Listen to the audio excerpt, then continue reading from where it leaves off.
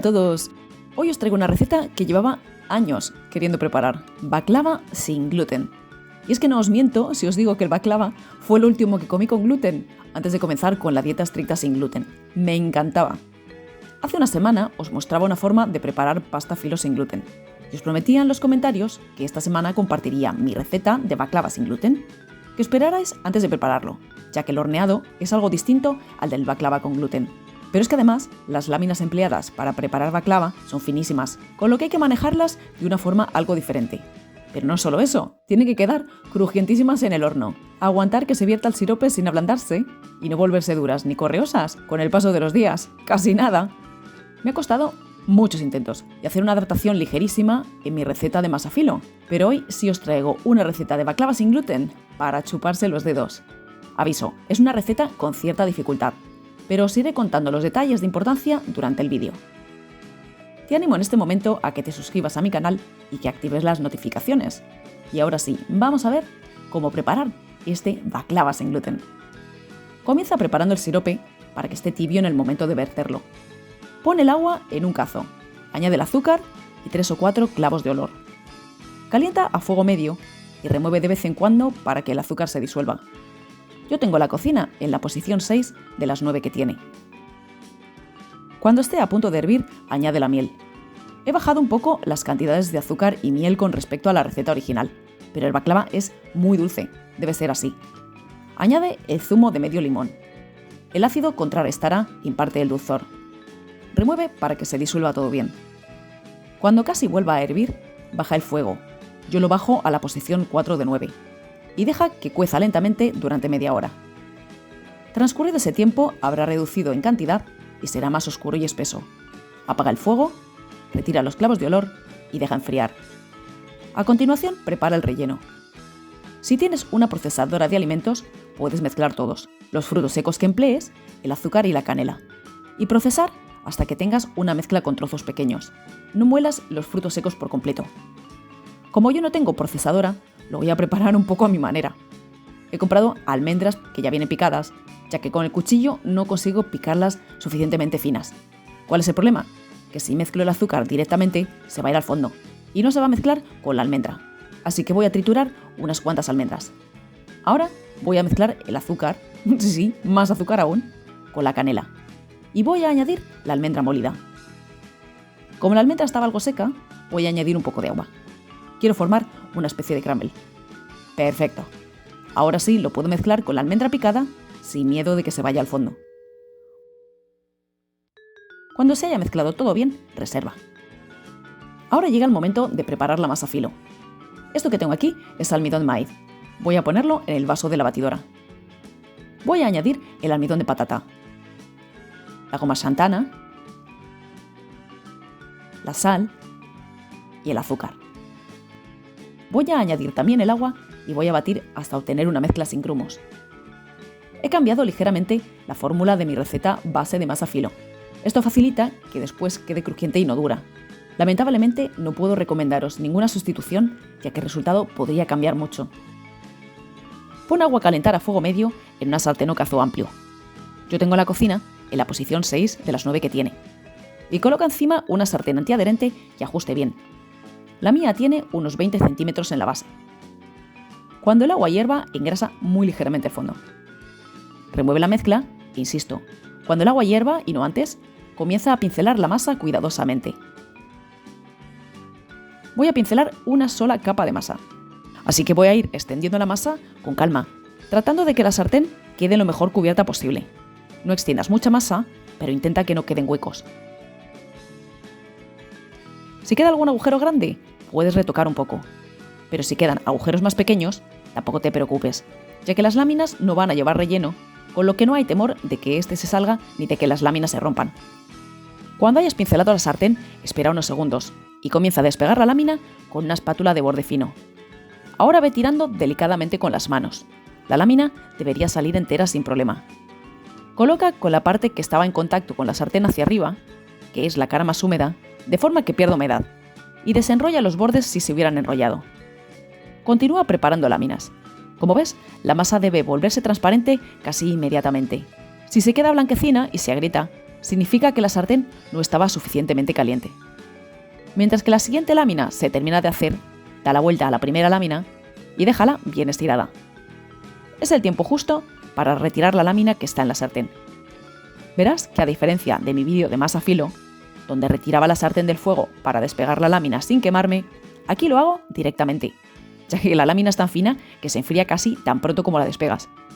Solo si es necesario, engrasa la sartén entre lámina y lámina. Y ve poco a poco apilando las láminas bien estiradas a medida que se secan unos segundos. No sientas la tentación de apilarlas recién sacadas de la sartén o se pegarán entre ellas. Y no te preocupes si notas que el borde ha quedado algo rígido. Primero, porque no hay que enrollar las láminas, pero además porque con el vapor que siguen desprendiendo, se humectan cuando están apiladas, es decir, no las cubras tampoco para que no se peguen. En total, he obtenido 15 láminas de 20 centímetros y me ha sobrado masa para una pequeña, para que te hagas una idea. Intenta que no sean muchas menos, deben ser bien finas. Cuando las tengas listas, llega el momento de montar el baklava. Derrite la mantequilla. Yo voy a poner sobre un tazón con agua hirviendo y la mantendré así para que no se enfríe y espese. Te recomiendo que no la derritas toda desde el principio. Si ves que te falta al final, añade un poco más. Aquí tengo mi molde de horno. Lo ideal sería que no fuese desmontable, ya que tanto la mantequilla como el sirope se escurren en parte por la ranura. Y también sería mejor si no tuviese recubrimiento, ya que vamos a cortar después con un cuchillo afilado. Por eso lo he cubierto con papel. Pero es el que tengo. He usado este molde porque tiene el tamaño perfecto para las láminas que he preparado de masa filo. Tiene 21 centímetros de diámetro y las láminas unos 20. Además, no estoy segura de que en una fuente Pirex o de loza las láminas del fondo se horneen bien. Voy a pincelar la base con mantequilla derretida. Como ves, la remuevo ya que el suero y la grasa tienden a separarse. Salpico con el pincel para repartirla mejor y pincelo. Ahora voy a colocar la primera lámina y la voy a estirar bien. La voy a acomodar en uno de los bordes, ya que es algo más pequeña que el molde.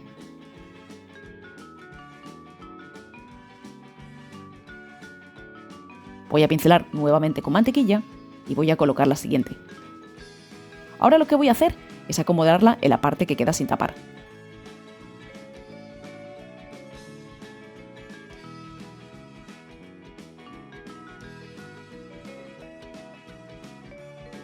Voy a pincelar igualmente con mantequilla y lo mismo.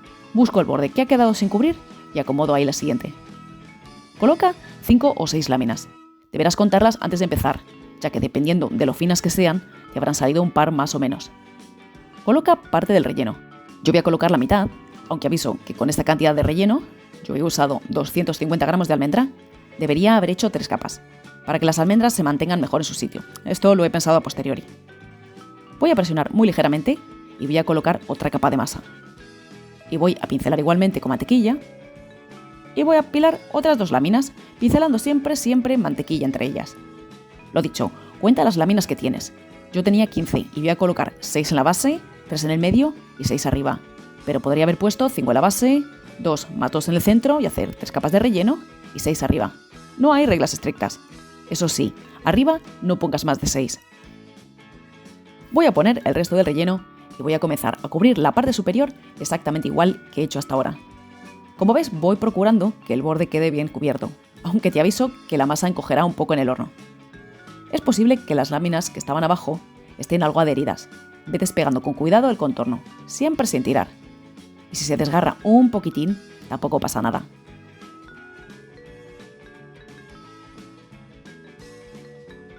Comienza a calentar el horno a 180 grados y corta el baklava. Necesitas un cuchillo muy afilado. Yo voy a cortar en forma de diamante, pero puedes darle la forma que prefieras. Como ves, sujeto la masa con cuidado para que no se desplace.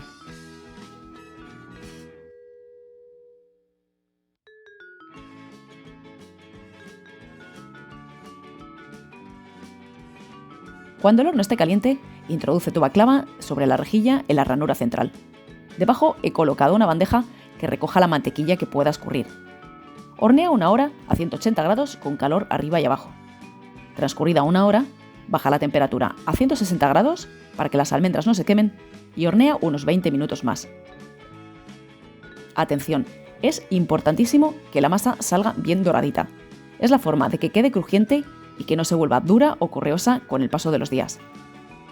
Voy a colocar el molde sobre una rejilla y voy a colocar una bandeja debajo para recoger el sirope que inevitablemente va a escurrir. Y vierte el sirope con el baklava caliente. Debe ser así para que penetre bien. Pero a su vez, el sirope debe estar tibio, para que no reblandezca demasiado las láminas. Por eso se prepara lo primero. Vas a oír crujidos a medida que viertes el sirope. Puede que te parezca mucho, pero te puedo asegurar que esta cantidad es casi poca. Yo he visto preparar baklava en tiendas turcas y vierten cazos y cazos de sirope, te lo aseguro. Tapa el molde con papel aluminio y deja enfriar. Si has empleado un molde desmontable como yo, transcurrida una hora, recoge el sirope de la bandeja y viértelo por encima. Al estar más espeso, no volverá a escurrir tanto hacia abajo. Vuelve a tapar y deja reposar al menos 5 horas. Mejor aún si lo preparas de un día para otro. Aunque hayas cortado las piezas en crudo, lo normal será que las tengas que separar con una espátula para poder servirlo. Asegúrate de llegar bien al fondo. Y ahora, sí que sí, mira lo que es esta maravilla. He preparado tantos baklavas en estas 2 semanas, ajustando la receta, que creo que necesitaré una temporada sin comerlo. Pero que doy palmas con las orejas. Mira lo que es esta masa. Es que es transparente y fina como el papel. Pero además, fíjate qué crujiente es. Lo aprieto entre los dedos y con una fuerza mínima se deshace. Está buenísima. Madre mía, fíjate lo que es esto. Las láminas del fondo y las intermedias están bien empapaditas de sirope y las de arriba crujientes. Además, creo que la cantidad de sirope es la justa. No es escaso, porque si no, no sería baklava, sería otra cosa, pero tampoco llega a empalagar. Y nada más por hoy. Yo me voy a llorar de la felicidad y espero que os animéis a prepararlo en casa. Un saludo a todos.